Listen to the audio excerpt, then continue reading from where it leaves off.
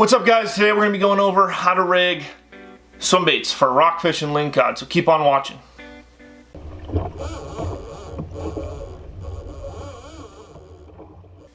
Alright guys, so the rigging on these things is fairly simple, alright? You want to get a shad style lead head and your swim bait. You want to set them next to each other, just like this is how I usually start, and then what that's going to do is give me where I want my bait coming out of, and I usually pinch right below that. And then that way I know, okay, that's where I want that hook point once I run it through the bait to come out at exactly. And sometimes I'll just give it a little poke in that area just so I know exactly where I want it coming out in case my fingers do move in this next part.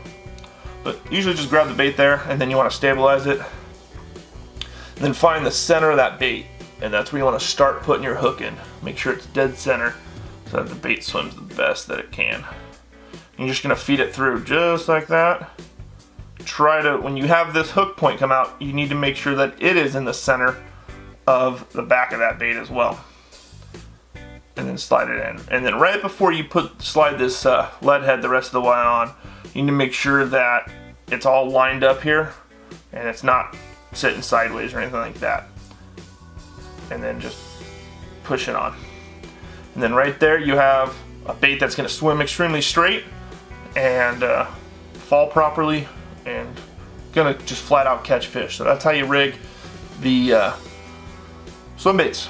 So now the way I rig the B2 squids, I usually rig them on my dropper loops, and one of the ways I do that is just tie my dropper loop and then slide the bait up the dropper loop, because they do have holes in the center of the bait there, and then I'll run a bead up that as well, and that's just to keep the bait from sliding all the way down the hook. And then I put my hook on, and then what that does for me on my dropper loop is it sets it up to where that hook is sitting at the back of my bait, so that if I'm getting a lot of shorter strikes, fish coming up and nipping the back of that squid, it's going to hook a lot more of those fish. And I'm just using just a 5/0 SSW owner hook there for those, the all-purpose hooks that they make. Works really well for that. Another way that I rig those, the B2s, is I buy shrimp flies, just a bulk pack of them. These are 7/0, and the reason I like using the shrimp flies is because when I put scent on this, it holds on to this feather and then the yarn that they use to wrap it. It holds on to that material a lot better, so the scent stays with the bait a lot longer than when just applied to just the plastic.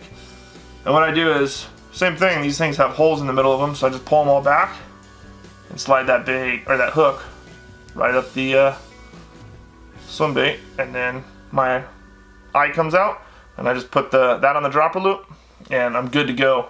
Sometimes I'll run a swivel on this as well, especially if I'm targeting lingcod or something like that, and I know there's going to be a lot around, then I will specifically put a swivel on there just to keep that, because this bait will go down the whole gullet.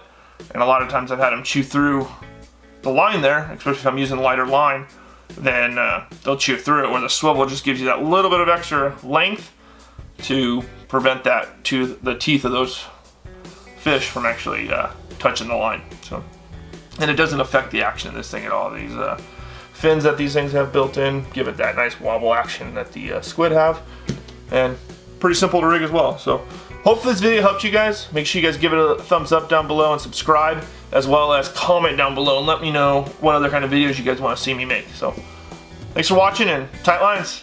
We'll see you next time.